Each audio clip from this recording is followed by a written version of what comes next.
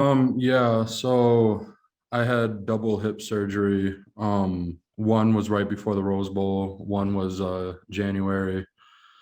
I was doing rehab, all that kind of stuff, just a typical rehab for anybody that goes through that type of surgery.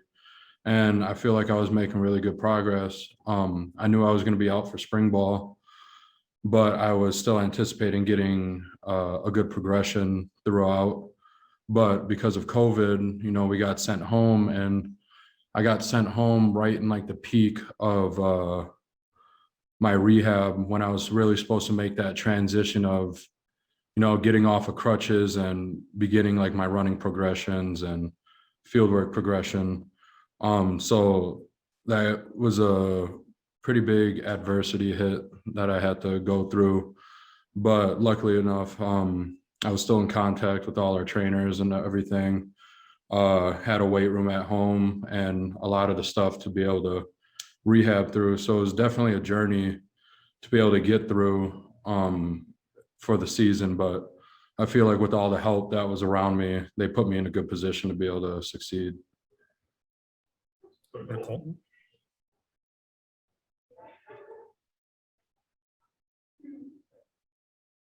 Oh, you're muted, Colton. All right. Kayden, to that point, how do you feel now in spring? Do you feel like you're 100% yet, or where do you feel like you're at?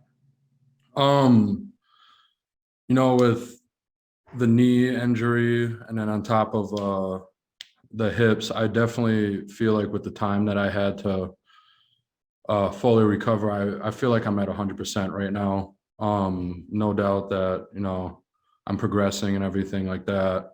There's still stuff that I was able to, that I was, that I missed out on, and like weight room strength and stuff like that. With the hip surgeries, had to put a pause on lower body strength. And then once when I was regaining it, had to put a hold on it with my MCL. But, thanks to Coach Snee and everybody in the strength staff, they're able to help me out to get me back to where I am today. So I definitely say that I'm back to 100%. Kayden, what happened with the knee last season, and what was the play that had happened on, and can you take us through the process of getting back from that particular injury?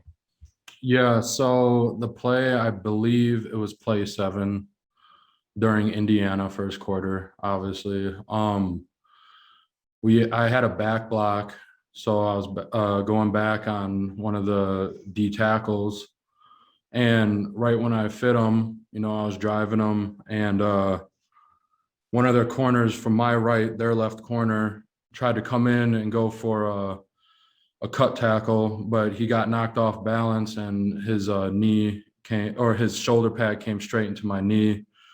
Fully tore my MCL, had a tibia fracture and an MPFL strain.